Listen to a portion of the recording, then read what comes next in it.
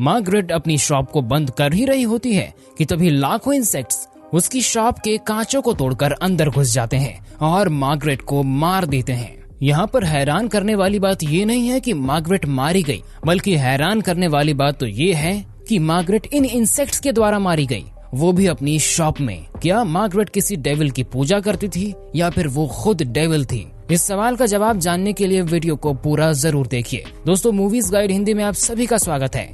कहानी की शुरुआत होती है एक मैरिड कपल रॉबर्ट और माया से, जो अभी अभी लंदन से माया के बचपन के घर में शिफ्ट हुए हैं।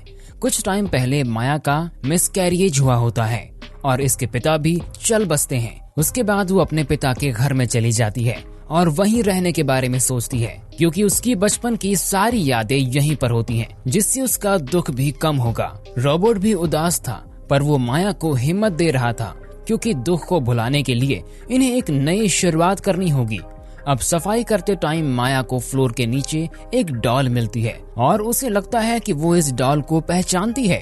तभी हम रॉबर्ट को देखते हैं। रॉबर्ट भी बच्ची के जाने से बहुत ज्यादा दुखी होता है, लेकिन वो माया को दिखा नहीं सकता, वरना माया भी उदास हो जाएगी। वो घर में घूम रहा होता है, तभी उसे ऊपर से कुछ आवाजें आती हैं, पर जब वो चेक करता है तो वहाँ कुछ भी नहीं होता। शाम को माया उसे एक बार में ले जाती है और अपनी दोस्त जूडी से मिलवाती है, जो कि बार की मालिक होती है। वो अंडू को बहुत ड्रिंक करा देती है।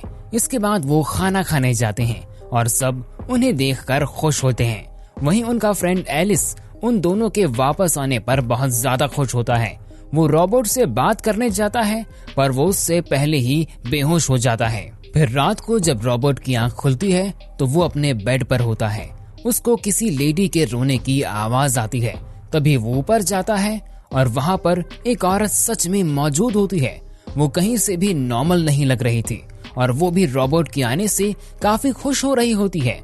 फिर अचानक से वो जोर जोर से चिल्लाने लगती है, जिससे रॉबर्ट बहुत ही ज्यादा डर जाता है, लेकिन ये बस एक सपना होता है। अब माया उसके करीब आने का ट्राई करती है, लेकिन रॉबर्ट उसे रोक देता है।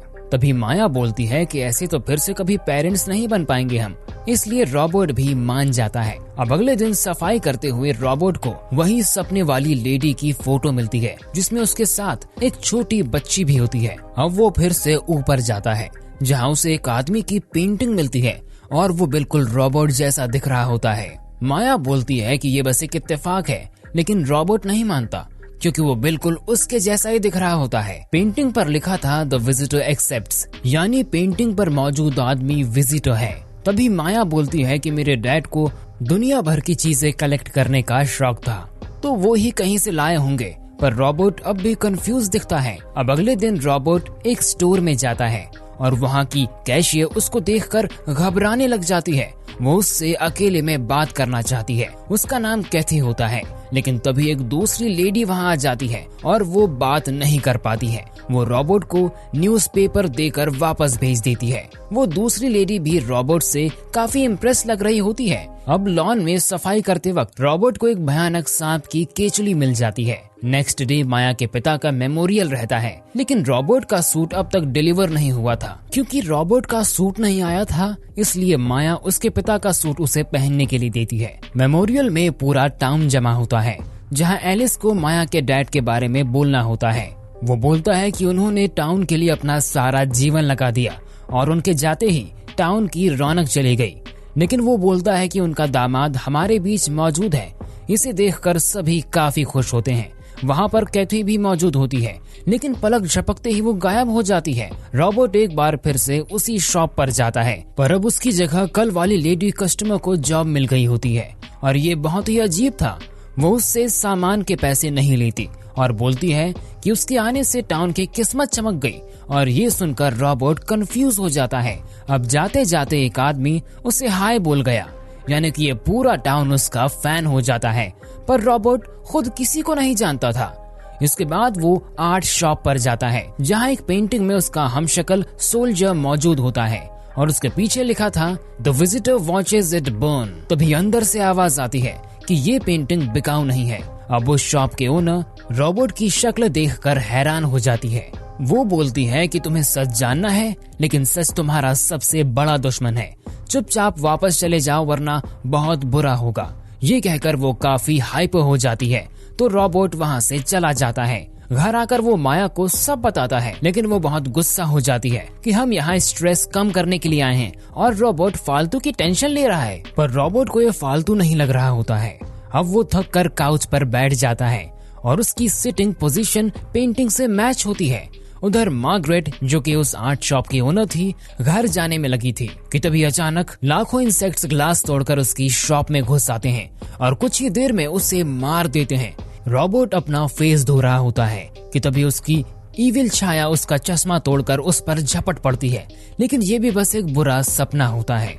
पर उसका टूटा हुआ चश्मा उसके सामने पड़ा होता है। इन सब से उनकी बेचैनी काफी बढ़ जाती है, इसलिए वो एक डॉक्यूमेंट्री देखने लगते हैं कि तभी अचानक माया आकर उसे डरा देती है और खुशखबरी देती है कि वो प्रेग्नेंट है। ये जानकर रोबोट भी काफी खुश होता है, लेकिन उससे भी ज्यादा खुश टाउन के लोग होते हैं।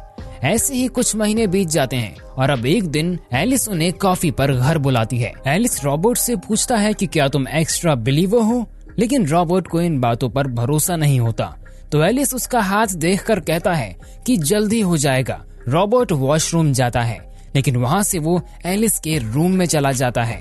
अब वहाँ एक और पेंटिंग होती है और वो भी रोबोट की हमशक्ल होती है। उस पर लिखा था the visitor states his claim. अब एलिस उसे बताता है कि ये एलिस्टर एडगार्ड है, इस टाउन के सेवियर। जब एलिस के ग्रेट पेरेंट्स इस जगह पर आए थे तो यहाँ भूखमरी और बीमारियों के अलावा और कुछ भी नहीं था।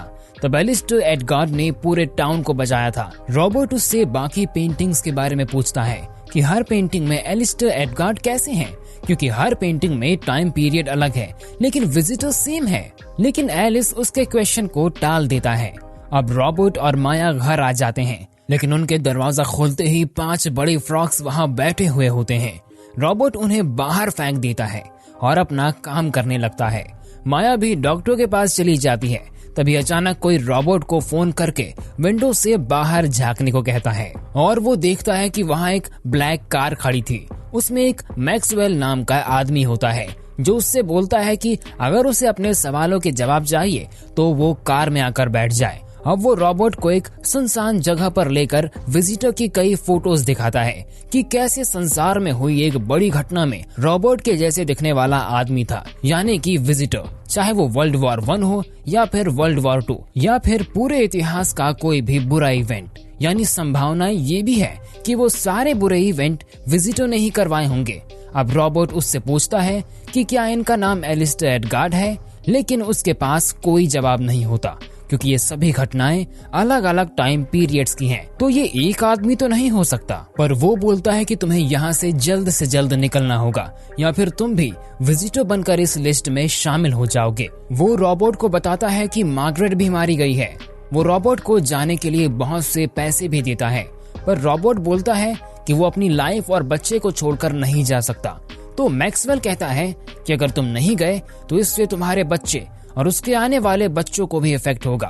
वो बोलता है कि चले जाओ और बच जाओ या फिर रुक जाओ और बन जाओ विजिटर। अगले दिन वो माया से वापस जाने की बात करता है तो वो गुस्सा हो जाती है और बोलती है मैक्सवेल पागल है। उन दोनों की बहस काफी बढ़ जाती है। तब माया उसकी पिल्स टेबल पर रख देती है। ये देखने के लिए ये सब रोबोट की गलती है, लेकिन ये सच नहीं होता क्योंकि रोबोट बस अपने बच्चे को सेफ रखना चाहता है, क्योंकि ऑलरेडी एक बच्चे को वो दोनों खो चुके होते हैं। लेकिन माया कुछ भी समझने को तैयार नहीं होती। वो कहती है कि अगर तुम्हें जाना है तो अकेले चले जाओ। उसके जाते ही रोबोट एक पेपर पर अपने बच्चे का नाम डिसाइड करते करते सो जाता है कि तभी किसी बच्चे की रोने की आवाज से उसकी नींद खुल जाती है और वो देखता है माया और रोबोट को, यानी खुद को। वो दोनों अपने बच्चे के साथ कोई सेरेमनी कर रहे होते हैं। रोबोट बच्चे को कुछ पहना देता है जिससे सेरेमनी पूरी हो जाती है। इस सब से रोबोट की नींद उड़ जाती है। उसे जरा भी चैन नहीं मिल रहा होता है और पिल्स भी काम नहीं कर रही होती है। वो जाकर देखता है कि बच्चे के नाम वाला पर्चा गायब था।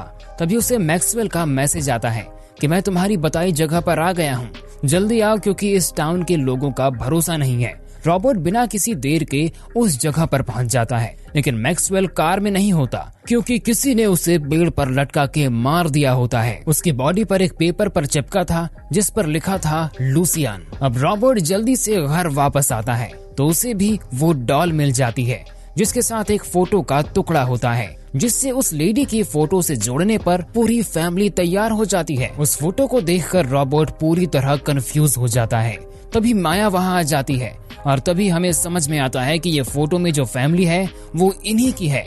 फोटो में मौजूद बच्ची माया है और बच्चा है रॉबर्ट, और मॉम और उनके डैड हैं। हस्बैंड वाइफ होने से पहले ये दोनों सगे भाई बहन हैं। ये सुनकर रॉबर्ट के पूरी तरह से होश उड़ जाते हैं। माया उसे बताती है कि हम एलिस्टो एडगार्ड के वंशज हैं, जिसने डेविल से डील करके ये टाउन बसाया था।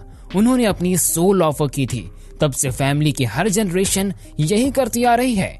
इस वजह से पीढ़ी दर पीढ़ी इनके चेहरे नहीं बदलते हैं और टाइम आने पर ये विजिटर इनकी बॉडी में आ जाते हैं और कोई बुरी घटना करते हैं जिसका पूरी दुनिया पर इम्पैक्ट होता है। इसलिए इसका नाम विजिटर, जो आता है और टाउन को समृद्ध कर जाता है, लेकिन बदले में दुनिया की तबाही में योगदान दे जाता है। रॉबर्ट को भी इसी के तौर पर पाला जा रहा होता है, लेकिन ये चेन तोड़ने के लिए किसी ने इसे किडनैप करके लंदन भेज दिया था। क्योंकि रॉबर्ट यहाँ रहता तो चेन चलती रहती, लेकिन अगर एक बार चेन टूट गई तो विजिटर का आना बंद हो जाएगा और लाखों लोगों का मरना भी। रॉबर्ट लंदन में पल रहा होता है और एडगार्ड के कहने पर माया सालों से इसे ढूंढ रही होती है और आखिर में रॉबर्ट मिल जाता है और माया इससे शादी कर लेती है। इस फैमिली के लिए माया ने अपनी पूरी लाइफ खराब कर दी, क्योंकि रॉबर्ट के सामने इसकी लाइफ की कोई वैल्यू नहीं थी। इनको अपना अगला वारिस पैदा करना था, क्योंकि तभी विजिटर दोबारा आ पाएंगे। जैसे रॉबर्ट टाउन में वापस आता है, विजिटर ने उस पर हावी होकर मैक्सवेल और कैथी को मार दिया। विजिटर को धरती पर लाने के लिए इन्हें एक बेटा चाहिए होता था, लेकिन उन्हें मिली थी एक बेटी, इसलिए माया खुद ही उसे मार देती है। वो कोई भी मिसकैरेज नहीं होता। ये सुनकर रॉबर्ट गुस्से से माया पर झपट पड़ता है कि तभी अचानक वो बेहोश हो जाता है।